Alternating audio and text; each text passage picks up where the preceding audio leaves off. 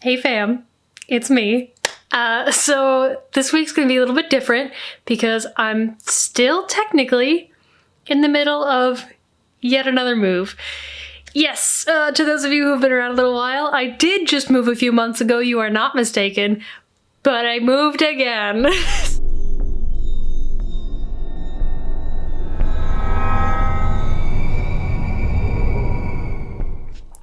So for my regular YouTube people, I'm mostly just going to be talking about claiming a new space as your own, especially when you move into somewhere new. It can often feel a little bit sterile. It doesn't feel like it's yours for a little while. So I want to talk about ways that I help make my space feel like my own. And for patrons, because it'll be a little bit late this week, I'm going to actually provide like more of a in-depth apartment tour. But you know, YouTube people, you'll get to see bits and pieces. We're gonna set up here because I can and I want to, and there's not really any other better places. So enjoy me with my roses. So when I move into a new place, even if it's just renting one room in a 5-bedroom apartment, or if it's a full-blown apartment like we have now, my process is usually pretty much the same. And I've moved a lot, so unfortunately, I have a lot of experience with this. The first thing I try to do is set up a space that's just for me. So in this case, I kind of have two areas. The areas are the altar space, which is in what would be the dining room, but we've turned it into the altar space / pantry area. We don't have a lot. And the living room. So in the dining room space with the altar, we have obviously the altar and all of our supplies, and I have this pillow that I've set out where I can sit, I can meditate, I can give offerings to my deities, I can do any sort of work that I need to do, and it's conveniently comfortable for if I need to reach into the altar to get out any supplies. I also have this white shelf next to it, which is really convenient for extra storage space so that everything isn't just crammed into the center of the altar. I can actually, you know, reach around and get stuff, and it's more easily accessible. And everything being together just works really well for me. Obviously, being a witch, having my personal spiritual space set up is always going to be kind of important. It's a good place to feel comfortable, to be able to get away, and as time goes on, I'll decorate it more. Right now, we pretty much just have blank walls, but having a place to be able to pray and do my regular workings while we have the rest of the house sort of getting fully unpacked and set up is really useful. In the living room, we have our 2 chairs. I have mine and my boyfriend's. His is on the left, mine is on the right. And it's chairs that we have picked up and that have become sort of our little setup so that if we want to have a little comfortable space, we've got this nice lamp next to us with some shelving, we've got tables next to us to set stuff on, and it's just this cozy, intimate space right by the big windows of the balcony, which is what's lighting my face right now. And it really just is sort of a peaceful space away from the workroom and the bedroom. We have a 2-bedroom apartment so that we can get that space separation, and if you don't have that option, it's going to be a little bit more difficult, but setting up zones in whatever way that you can is really important. Even if it's just a corner of your room. You know, your desk is where you do your work, your bed is where you sleep, and you might have like a corner for meditation or maybe spiritual work. Separate zones, even just in one room, is important. Separating out those spaces is important, and the more that you live in those spaces, the more the space will feel like your own. For me, since we are able to afford a 2-bedroom apartment together, we're able to make those zones into rooms. So we have the bigger room, which is the workroom, because we have our desks, we have crafting supplies, it's a whole thing.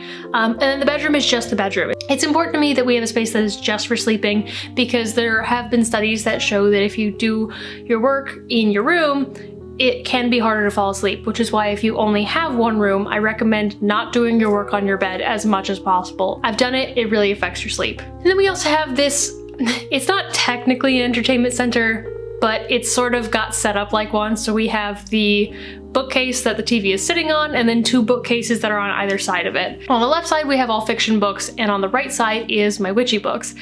I put them in the workroom originally because I wasn't sure if I was going to want them in there more, but as I've spent a day or 2 in the living room, every time I get the urge to read my witchy books, they're always in the other room, and it makes it much harder. So if you have the ability to have that in your cozy space, I definitely recommend putting your witchy books in there.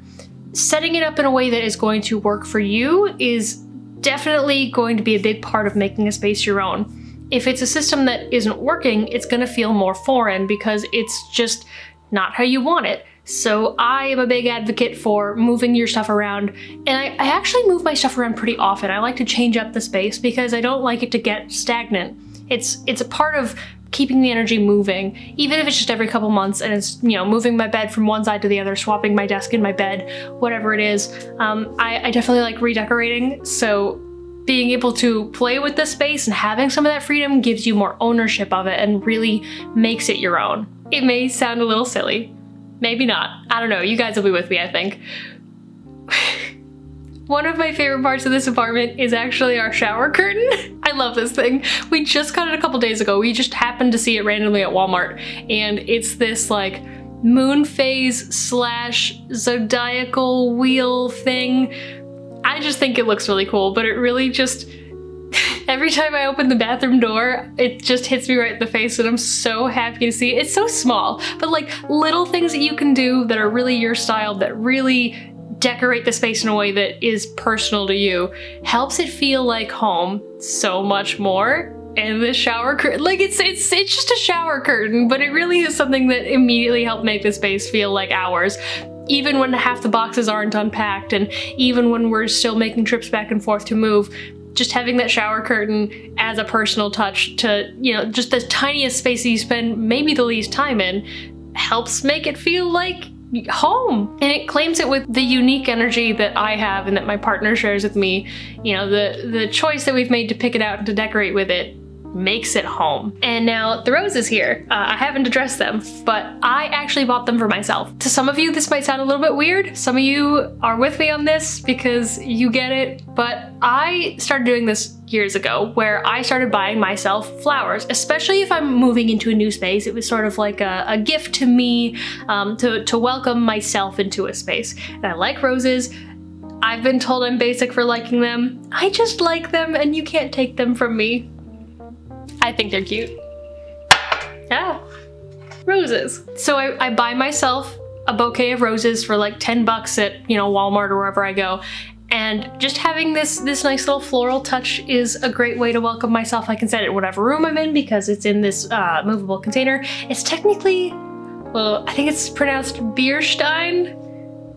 It's just a big mug basically, but I've seen like cute small arrangements in mason jars, and we all know how much witches love mason jars, so if you cut them short enough, you'd be able to put them in there. And double witchy bonus, if you buy yourself flowers, that means that anything from those flowers can be used.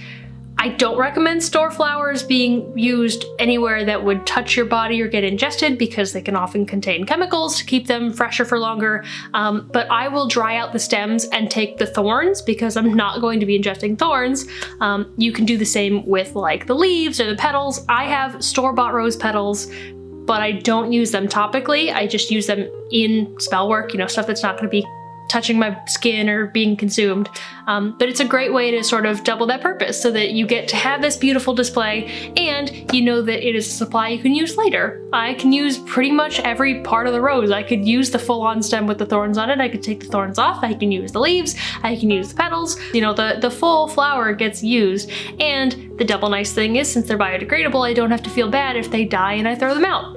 Some people also like to dry them and hang them up as sort of a decorative piece that way. So flowers to me are a great way to help a space feel like your own, because it's like saying welcome home every time you see them. Now, of course, one of the other things I will always love to do is burning smoke bundles. So I have this fat cedar bundle that I got a while ago, and the first thing I did when I brought over the first load of stuff, it was just me alone. I took my cedar bundle, I had a lighter with me, I did this on purpose, and I lit it, and I you know, let it smolder, and I brought it around the apartment to totally clear the energy, to clear the air, and to fill it with a scent that was familiar and spiritual to me. So already I was familiarizing myself with the space and clearing it out to fully just be infused with only our energy.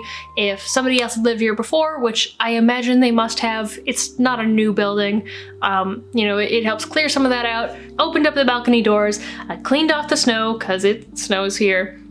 And I really just wanted to make everything a totally fresh start. So step one is always cleaning.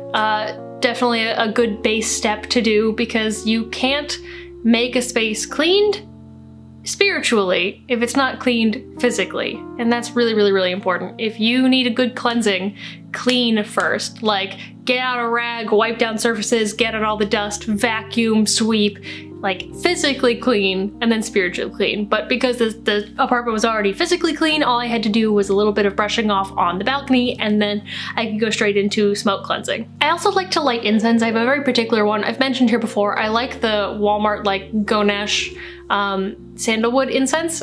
That's my favorite. It makes me feel at home. It's my like spiritual incense that I use for more just generic meditation work.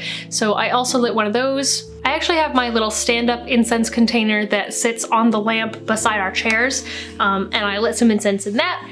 It really just helps because the living room is decently large compared to the rest of the place. It helps make it helps to infuse that scent not just around the altar space, but also into the main living room area to make it feel much more calm, much more peaceful. And the last part sounds kind of obvious, but I actually had to learn it weirdly in the hard way.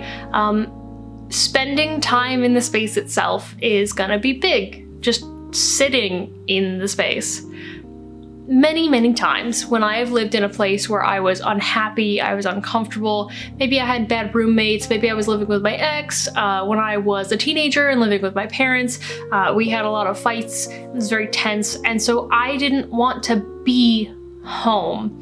And so the space felt more and more foreign to me because I didn't spend much time there. It didn't feel like mine. I didn't really make it mine because I was thinking about getting out the whole time.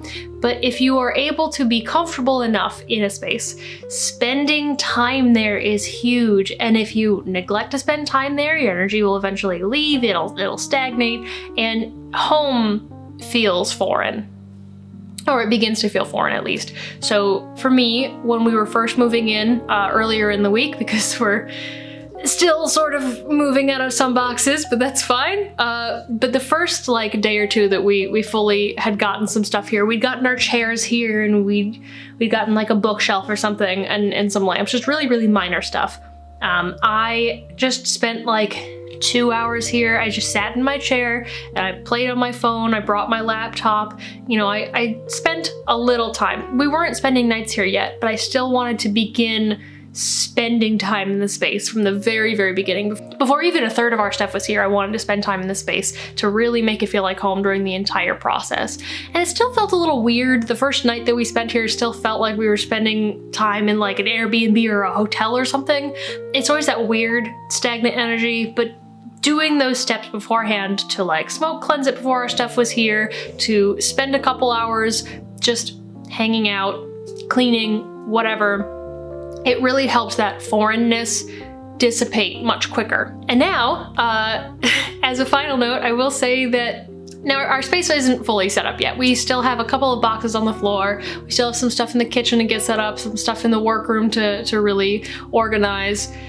But we've got all of our main living stuff here. So as time goes on, my space may change, and I don't know what my recording setup will be. It definitely won't be this because I want a different kind of setup. I have some ideas in mind, but things may change over time. So bear with me as I once again decide on what my space is gonna be like.